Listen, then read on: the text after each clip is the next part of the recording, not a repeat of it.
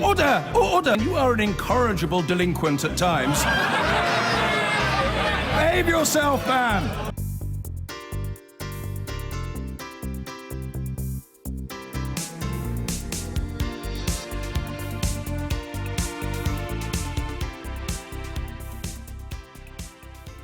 She may have thought she'd done all the hard work fighting off a potential backbench rebellion on whether Parliament should have a meaningful vote on the final Brexit deal.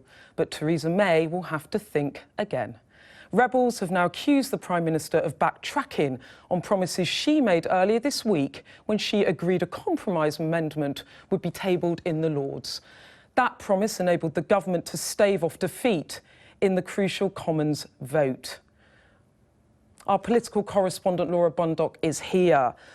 Laura, it looks that this week a showdown was averted but certainly not killed off. What happens now? Yeah, I think averted but just delayed simply. I mean, there's been all the horse trading this week. So on Tuesday, as Parliament was sat there, it was debating, voting on the Lords' amendments on the Brexit bill, and in particular the sticking point, the meaningful vote, just how much of a say MPs get in the event of that no-deal Brexit option. That's been the crucial point here. You could see the Chief Whip walking round the backbenches, talking to MPs, a bit of uneasiness, sense, was there a rebellion in the offing? So Theresa May steps in and calls them into her office, that the Remain rebels, has a chat with them, and according to them, gives them the assurances they need to believe that their concerns are going to be addressed, basically. They walk off feeling happy, feeling content. They've heard the concessions they wanted to hear. They don't rebel. They're happy. Then, when the amendment gets published yesterday, late yesterday afternoon, they are not happy because the amendment as it stands now suggests that come sort of towards the end of January next year, in the event of that no-deal scenario, Prime Minister comes to the Commons, makes a statement, MPs don't get a meaningful vote in their eyes. They just get to accept or reject that statement. And that wasn't what they thought they were being promised on Thursday. Dominic Grieve, the leader of the rebels, has had this to say.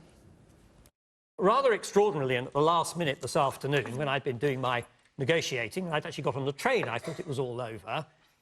If we get to the really apocalyptic moment, which is end of January or early February, it doesn't really matter which it is in exact date, and we really don't have a deal, then the government was only prepared to offer Parliament an opportunity to note the position, not to vote to give a view to the government about what should happen. So clearly angry there, and a bit kind of surprised, I think, it's fair to say as well. What's going on? Well, the government will say, look, we've looked at this, we don't want our hands tied. This is a fallback plan anyway. We're going to get the deal. We're confident that will happen. There have been accusations that the Brexiteers have put pressure on the Prime Minister. She's had no option. I think what's going on is they're looking at the numbers. They're looking at numbers, figuring out, if we're looking at rebels, how likely is it this rebellion will be effective? Some will rebel, some might not. And I think having crunched those numbers, they now feel confident. But it just goes to show how deep these splits are and how they're continuing to deepen. Thank you, Laura. Well, Antoinette Sambach is one of the Tory Remainers who the government is trying to placate. Antoinette, thanks for joining us. Dominic Grieve there saying, I simply don't understand why this has been done. What on earth is going on? Well, what seemed to have happened is very late in the day that DEXU got involved, and it looks like the process was hijacked, quite frankly. David Davis has sent out an email to the Lords which does not reflect the position, and I would say is almost misleading in the way that it's framed. It was quite clear that there were positive and constructive discussions that were taking place, and in that very last hour something changed, and there was no communication, there was no further discussion, and I think it's a very high-risk strategy because it's quite clear that the Lords can put back Dominic Grieve's original amendment. The government's amendment may not pass in the Lords, so it may not come back to the Commons. So I think that's very high risk, and I hope that there are steps taken today to continue the dialogue, because this is about the future of our country. This is about what happens in the event of a no deal. And to try and reduce Parliament to a school debating chamber is quite frankly ridiculous. I mean, you were in that last-minute meeting behind the Speaker's chair. She got you all in to try and get you not to vote for the Grieve Amendment because the government could see they were going to be defeated. She made all these promises. Do you feel let down or betrayed that what you were promised hasn't come to pass? I am incredibly disappointed. You know, really, a lot of people, including Dominic and Stephen Hammond, put a lot of time into coming up with a constructive proposal that would have worked across the party. And it seems at the last minute the process was hijacked and it has led to understandable disappointment. You mentioned Dexu. There was certainly talk yesterday that David Davis was very unhappy that the Chief Whip had capitulated on Tuesday. You talked about Dexu getting involved. Is the calculation by the Brexiteers that they think that they can cleave the Remainers in two, that they can actually split you all, that they can pick some of you off and that they can win the day next week? That's what's going on, isn't it? Well, I think that that's a very dangerous assumption because we don't know what's going to come back from the Lords, and we know that Dominic's original amendment has been retabled in the Lords already. Now, it's quite clear that there was a lot of debate, and let's not forget that the Douglas Hogg Amendment, the Hailsham Amendment, would have passed in Parliament if it hadn't been for the discussions that we'd been having. What do you think will happen next? You sound to me like you are going to vote with Dominic Grieve's original amendment when it comes back to the Commons. Well, I mean, I don't know what I will be voting for because we don't know what shape the bill will be in. And I think there is a possibility for the Prime Minister to make sure that she does deliver on her word, to have an unamendable motion before Parliament in one of the, what will be a crisis if there's no deal. Let's not beat around the bush. Reduces Parliament to a school debating chamber. It is simply not good enough. While we all talk about all of this, a meaningful vote and deal and no deal, it feels a bit like the public are losing patience with Parliament over this. Do you accept that the people just want it to be done and actually all these arguments in this playground chamber is just irritating people and making them feel more disconnected with politicians? I accept absolutely that the public may well feel like that, but we are talking about the shape of our country for generations to come. This is not just a few words on a piece of paper. This is legislation that we're passing, and it's about the economic future of our country. It is incredibly important that we get it right. OK, well, look, thank you very much for joining us, and we'll see what happens in the next few days. Which brings me neatly on to Brexit and all the shenanigans in the Commons this week and a feeling that politicians are out of touch with the public, May's crunch votes. I mean, Tim, which one did you pick out as an interesting column on May and her predicament over this Brexit withdrawal bill? Well, I thought Martin Kettle's piece was very, very good indeed, and they were particularly good. Well, I mean, a lot of the pieces were good. The other line I liked, by the way, which I think I should mention, which I thought was just terrific, was Jeremy Warner in the Telegraph, talking about the ancient Turkish Persian, said that he could teach the king's horse to sing. And they all said, but that's impossible. And he said, well, an awful lot can happen in a year. And I think that's exactly May's policy. And I think she's been very clever. I think moving now to Martin Kettle's piece, he says May is very clever about avoiding fights that she knows she can't win. But having said all of that, I think in the background, and he doesn't concede this in this piece because it was too late for him, I think the public are getting very bored of Brexit. And I look at the Lewisham East by-election with a 19% swing to the Lib Dems, Tories pushed back into third place. And also this was a safe Labour seat. Coming after the local elections for the Lib Dems, what have the Lib Dems got? They've got the anti-Brexit vote. And I think that this is making it clear that the public, and also in opinion polls, are getting very bored of it. I mean, the other thing about it, Bronwyn, of course, is that it's all about kicking the can down the road for her, this kind of trying to juggle them all down you know, trying to keep the Brexit roadshow on the road when basically your wheels are going in opposite directions. Do you feel, and I mean, obviously you speak to many people in government all the time, do you feel like we're now getting to the crunch point? Or do you think she'll just kick the can further Both. into October? Both. Because, I mean, you know, what she's trying to do is get a deal that the Cabinet will sign on to, that the Conservative MPs will sign on to, that the Commons overall will pass, and incidentally, that the EU negotiators will agree as well.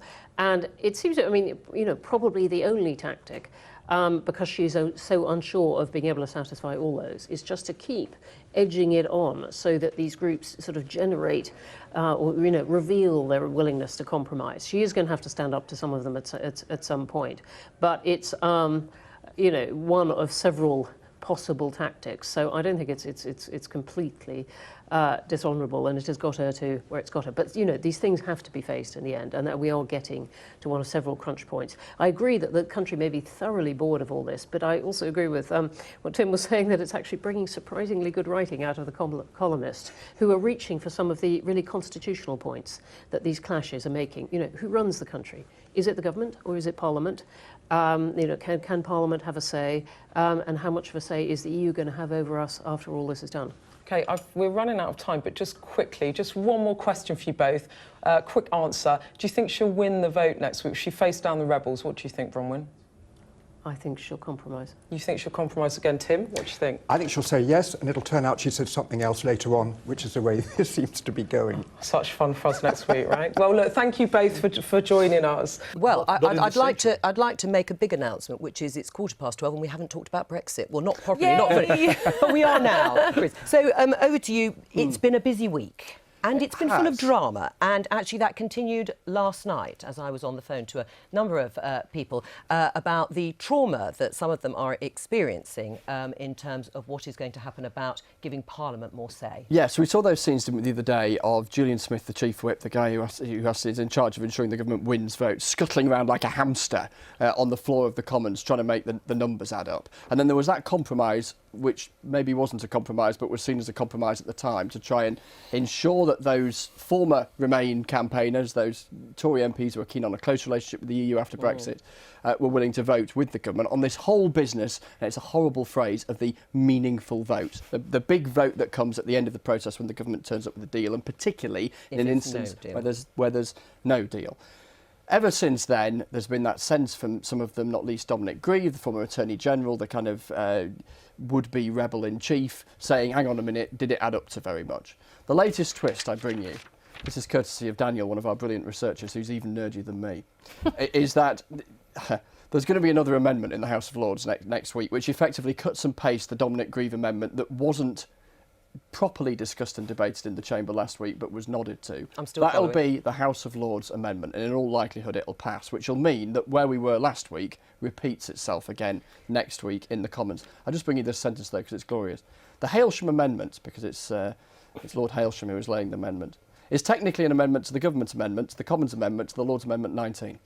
Oh my goodness, I wish I'd never asked. The point is, it's another flashpoint coming, yes. And unless the government can find another way of dialing down those critics who were willing to rebel last week, and there was a sufficient number of them that the government feared it was going to lose, then it could lose next week. We'll enjoy explaining that all day on the BBC, but thank you for bringing it to us first. Well, on this subject, I talked earlier today to the MP Antoinette Sambat. She is one of those Tory Remainers who spoke to the Prime Minister on the day of the debate and asked her what happened. Well, I think yesterday there were some very constructive discussions, and it appears at the last minute that there was a sudden change without consultation, and a motion was tabled that hadn't been agreed to. Who do you think got involved at the last minute? What changed? Well, it appears that DEXU may have been involved. Certainly the letter that has been sent to the Lords, which says that the amendment tabled reflects the spirit of the discussions, and I would challenge that, actually. How did you feel when you found out that it had changed? Well, incredibly disappointed. I mean, we are talking about the economic future of our country. We are talking about putting into legislation the process that will be followed in the event of no deal, which would be catastrophic for the country. And an amendment has been laid that effectively it means that Parliament can't amend the motion, and it reduces Parliament at that time of crisis, potentially, to a school debating chamber. It's simply I cannot understand why the government has done that, particularly bearing in mind that Dominic Grieve's amendment has been retabled already in the Lords. And, it seems to me that one has to be able to have these discussions in a way that is open and in good faith. I mean, you sound angry. You sound really let down. I know that I sat across from the Prime Minister, and I know that her intentions were to bring the party together and to get an agreement that would work for the future of the country. And it's very disappointing that the process seems to have been hijacked at the last minute, and instead of bringing us closer together, there's further division, and it was completely unnecessary. You say it's been hijacked, this process, to some extent, by DEXU, and you had a personal assurance from the Prime Minister. How important is that trust in politics? It's very important, and I still trust the Prime Minister. What I see is the Prime Minister takes a stand, and then I see other members of the Cabinet going out and undermining her publicly, as we've seen in the past few weeks. And I think that is deeply regrettable. Who in the Cabinet? I'm not going to name names, but, the people that are involved know exactly who they are. And I just think, why? Why would you want to cause further problems unless you wanted to undermine the Prime Minister and unless you wanted to increase divisions in the party? At a point when we're looking at a very serious piece of legislation that is going to affect the future of generations of people in this country. What are you going to do if there is no meaningful vote on offer? Well, we need to see what comes back from the Lords. I don't know what amendments will come back. But you feel let down after one set of discussions with the Prime Minister, and now they are presenting something that does not, in your mind, give you a meaningful vote because it's an either take it or leave it statement come January. So if that is not on offer, what can you do? Well, we don't even know if the Lords will pass that amendment. The calculation the government's making is that they've managed to persuade a number of your Remainer colleagues to stick with the government, whatever happens, and then you've lost anyway. Well, I'm not going to talk numbers. I'm pretty confident that people who went into the room and are talking to the Prime Minister in good faith, as she was with us. I think we are sensible, moderate people. We will have shown that we are prepared to compromise, but what was tabled at the last minute yesterday was not that compromise. Antoinette, thank you. And listening to that interview with Antoinette, Conservative peer, former minister, with too many job titles to list here, because I can't remember them all, Frances Maude, welcome to the programme. Do you sympathise with Antoinette Sambach and her Remainer colleagues who thought they had a deal promised by the Prime Minister? Well, I mean, I'm not into all of the intricacies of this, but it always seemed to me from the outset that it was going to be difficult for anyone to draft something so subtle and arcane that it would reconcile those who wanted there to be no ability for the House of Commons to direct the government in the event of a vote against the deal, and those who insisted there must be that. I mean, I don't see how you can reconcile that. You either have to be, it seems to me, fairly binary. Right, so which way does the Prime Minister go, do you think? Well, I mean, I don't think at the end of it will be which way the Prime Minister goes. I think there will be votes that decide this, and I've no idea what the arithmetic is in the House of Commons. But you accept that those sides cannot come together in that. So there won't be anything that could bind them together in agreement. Well, there may be, but I mean, I can't imagine what it would be, because it's either one thing or the other. Either the House of Commons has the ability to direct the government to reopen negotiations, or it doesn't. And I don't see how you can sort of have something be a little bit pregnant, as it were. Right, but you say that it'll be decided by votes in Parliament, which sort of comes down to numbers. Isn't it up to the Prime Minister to decide? She's in charge. She can decide which way this debate goes. Well, I don't think she can, because she's a head of a government that doesn't have a majority in the House of Commons, and so if she can't command a majority, then the vote will eventually go the other way. So she's in office but not in power? Well, she's in office as a leader of a minority government that's held in place by a small party. And so that has obvious limitations on your ability to get your will through. Limitations, yes, but you're saying she has really no power at her disposal to direct this in any way or show leadership. Well, she can show leadership, but at the end of it, no Prime Minister can do what the House of Commons doesn't allow her to do. That's just how parliamentary democracy works. It's just that if you have a decent working majority, then you can have a rebellion and you can still get your will through. If you don't have a majority... But what is her will in this sense? No, I think what she clearly wanted was what would be the conventional position, which is the government has the ability to negotiate trade or international treaties, and you bring that to Parliament after it's negotiated for ratification. But, and, you know, I was very much involved in the Maastricht negotiations back in 1992. Lucky you. Joy it was. Luckily not. I was liberated by the voters from taking part in the legislation after the 1992 election. But we had two-day debates both before that negotiation and after it was agreed.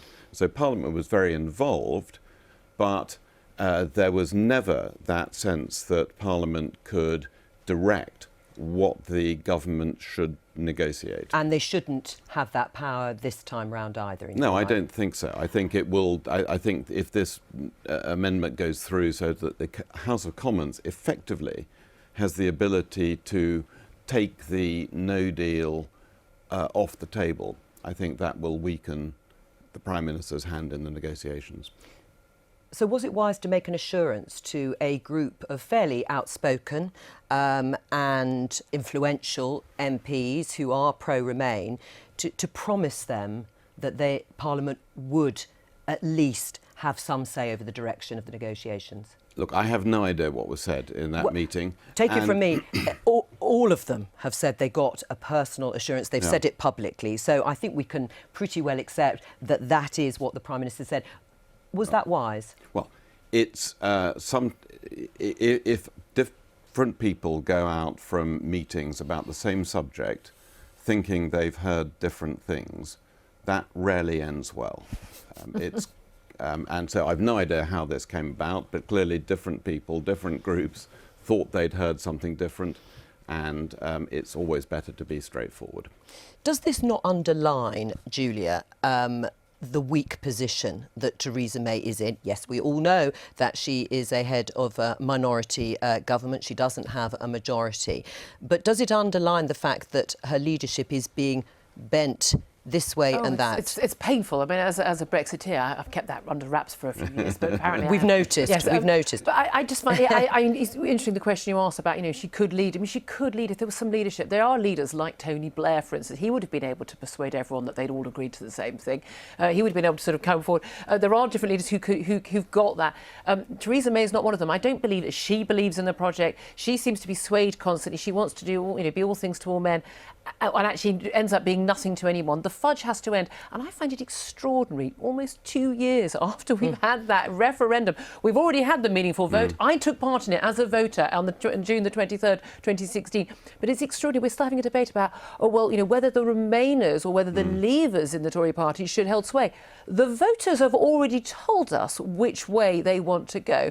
I find it extraordinary that people are still giving in to people like Dominic Grieve and others who quite clearly, their agenda is quite clear. They want to stop us leaving the European Union against the will of the British people. Is that what you think of that group of Tory MPs? I think that there's a whole spectrum of views. Some of them, for sure, would like to stop it happening, and I think that would be actually a really bad outcome. I think the worst outcome for Britain at this stage is to have tried to have left the European Union and failed. That would be like Suez being rerun.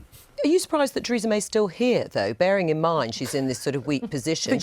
But she's survived it, so can she go on surviving it? I don't think she could survive a situation where the Grieve, now Hailsham, as we must call it, amendment is passed next week, and then we get to October or November, and her negotiating position that she's taken to Europe gets rejected by the Commons. And I think the problem is it will be. Why do we know that? Because the white paper we're all waiting for does not have a majority in the House of Commons. This is a problem. However, why is she still here? Because I think one of the things we on the left learned last week is there are no Tory rebels. I mean, there are people prepared to say they're going to rebel, but whenever they're confronted with the possibility of the government falling and Jeremy Corbyn becoming Prime Minister, that seems to be a stronger argument with them than it is for some of Corbyn's backbenchers. The one way of guaranteeing Jeremy Corbyn becoming Prime Minister for the Conservatives is to not deliver Brexit. 70% of Tory voters are now Leave supporters. They will be punishing the Tories at the next election, without a doubt, if they don't deliver Brexit. Right. Do you agree with that analysis by Paul, first of all, that actually there are no real rebels? Everyone threatens to resign, to walk away, but they don't. Well, I think the Conservative Chief Whip might take issue with Paul's analysis that there are no Tory rebels, because he's actually having to manage. He's been a busy man on a day-by-day basis, and an hour-by-hour basis. So I think that's not. I mean, if you tell Ken Clarke is not a Tory rebel, you get a pretty robust response. Have already checked out of the tour of this Parliament in a way. But they won all the votes, the government. They did, but on this one that is seems to be pretty central, it looks like they wouldn't have done, because that's why the assessment seems to have been that they wouldn't have won that vote, which is why these meetings took place. But it's the idea that the government's going to fall. The GUP are not going to allow the government to fall while there's still a possibility of Brexit. And all those Tory MPs are fundamentally, at the end of the day, are going to vote a vote of confidence in the Prime Minister, not a vote of non-confidence, if the choice is a general election. All right, we're going to have to leave it there. Francis Maud, thank you for coming in. Let's move on, Sebastian, to The Sun, if we can. The headline, 7-year hitch. Yes, so this is back to Brexit, and obviously we've had a week where there's been a lot happening and nothing happening, or essentially exactly where we were, which is that Theresa May has not got her crucial piece of legislation through the House of Commons, with keeping her Remain side of her party and the Brexit side happy. And this is all about the Irish border. This solution called maximum facilitation, which essentially is using drones and cameras and things like that to keep the Irish border smooth. It could take up to 2025 to get that done. That would keep Britain tied into the EU's customs union to that period. Why is that problematic? Well, it's past the next general election. That means more money going to Brussels during that period. It also means we can't negotiate our future trade deals in that time as well. But it shows how complicated this whole thing is going to be. And people who blithely say, oh, it's fine, we can go it alone, we'll just leave the EU and do these things. It's clearly fanciful talk here. But one person who has clearly got this right is Hayley from Love Island, because the other little story we've got here is it was remarked, they had a great discussion, which I recommend viewers go and look up, about Brexit on Love Island, which was far better than most of what you hear in Westminster. She first of all thought it was something to do with trees, didn't she? And then she was worried about... But she is right. The EU has actually come out and said, as per The Sun, that Stefan de Rink, who is Michel Barnier's chief policy advisor, has dug up some EU legislation to show that post-Brexit, Britain's tree protections will not be as they were. So Hayley, bang on them. Hayley from Love Island will be happy.